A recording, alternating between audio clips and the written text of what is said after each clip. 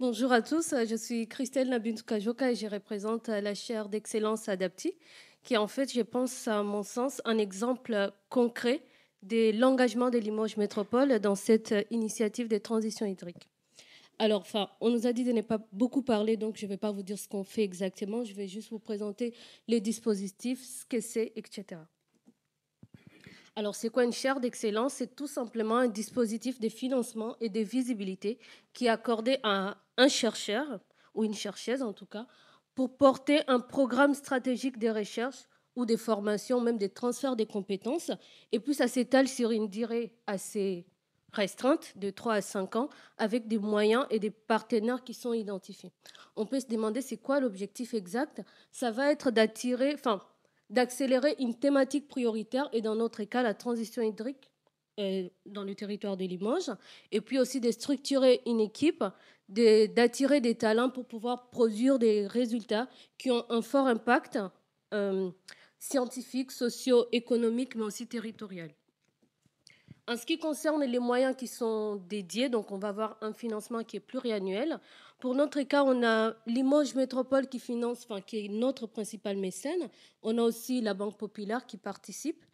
Et puis nous travaillons surtout comme on est une chaire d'excellence des recherches. On a décidé de faire ce qu'on sait faire des mieux, donc de faire de la recherche. Et on travaille surtout avec des doctorants, mais aussi des fois des masters et des postdocs. Et puis nous avons des enseignants-chercheurs qui vont animer tous les projets de recherche que l'on anime en gros. Et puis en ce qui concerne la gouvernance, donc nous avons, comme c'est une chaire d'excellence qui est portée par la fondation partenariale, et donc nous avons cette fondation partenariale, Limoges Métropole est principal mécène, les laboratoires et des LIM auxquels est adossée cette chaire d'excellence, et puis l'université de manière globale et tous les autres mécènes, je répète encore, comme la Banque Populaire. On peut se demander quels sont les projets de recherche qui sont menés par cette chaire d'excellence. Lorsqu'on parle d'une chaire d'excellence, on voit directement l'innovation. Et donc, on sait aujourd'hui que l'objectif des stations d'épuration, par exemple, c'est de traiter de l'eau et donc de ne pas créer d'autres types de pollution derrière. Nous, on travaille sur deux thématiques majeures. Donc, il y a d'abord les bioflocculants. On sait aujourd'hui que pour traiter l'eau, que ce soit l'eau potable ou les eaux usées, on utilise des sels métalliques et des polymères pour pouvoir éliminer soit les matières en suspension, les colloïdes, mais aussi conditionner les boues, c'est-à-dire les déshydrater pour mieux les transporter, les utiliser derrière. On sait que ces sels métalliques et les polymères on commence à voir dans la littérature en tout cas des problèmes de toxicité, que ce soit dans l'environnement ou sur la santé humaine. Et donc nous, on essaie de remplacer partiellement, totalement, ces réactifs chimiques par des bioflocculants qui sont pour la plupart des cas des déchets agricoles qu'on essaie de revaloriser.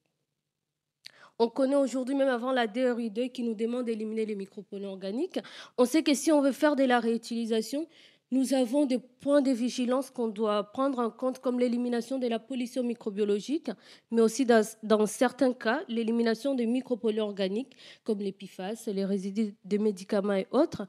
Et donc, pour ça, nous étudions des technologies innovantes, les plasmas non thermiques et la photocatalyse hétérogène avec les dioxydes de titane pour éliminer ces micropolluants organiques, mais aussi les micro-organismes pathogènes.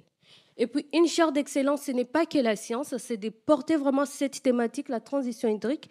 C'est pour ça que nous faisons de la communication, que ce soit des conférences scientifiques classiques, comme on en a l'habitude, nous, chercheurs, mais aussi des présentations grand public pour sensibiliser sur cette thématique, des interviews, mais aussi des ateliers scientifiques à l'intention des lycéens, des collégiens, dans le cas du Grand Labo. Mais aussi, nous avons organisé une journée thématique sur tous les impacts, nous avons organisé une journée thématique sur tous les impacts qu'on met en place pour pouvoir assurer la transition hydrique. Et nous avons publié un article dans le journal TSM pour parler de ces retours d'expérience. Vous allez retrouver dans cet article, si vous décidez de les lire, l'expérience des CEVA Santé Animale, mais aussi les projets ZES que Julien Luchard vient de présenter. Et puis, on peut se demander, dans les cadres de cette chaire d'excellence, quelles sont les interactions qui vont exister entre l'université qui porte cette chaire, mais aussi la collectivité qui finance. Et donc, de la part de l'université, donc nous, on va On va produire de la connaissance et des méthodes, les transferts des compétences aussi. Nous avons des plateformes analytiques et des bancs d'essais qui peuvent être mutualisés ainsi que les pilotes. Et puis, nous allons faire de l'animation scientifique, encore je le répète, porter la thématique d'intérêt qui est dans notre cas la transition hydrique. Et puis, nous allons produire des données qui peuvent être de l'open data, en tout cas pour pouvoir capitaliser, mais aussi diffuser de la connaissance. De la part de la collectivité, dans notre cas Limoges Métropole, donc nous avons pour objectif de produire des démonstrateurs en conditions réelles pour pouvoir aider à la décision en faisant de l'adaptation, mais aussi des ajustements de procédés lorsque cela est nécessaire. Et puis, l'objectif derrière, c'est d'avoir une montée en compétences des exploitants ou même de tous les acteurs possibles qui peuvent bénéficier des données que l'on va produire. Et puis, comment on travaille, M. Janico l'a dit, donc on fait de la co-construction. On va définir ensemble des besoins, mais aussi cadrer les questions et les solutions qui sont possibles. Et puis, nous avons des copiles qui nous permettent, enfin, des copiles qui sont multipartenaires en tout cas, pour pouvoir faire toute cette codéfinition des besoins, des faits des routes qui sont partagés, ainsi que des indicateurs et des jalons.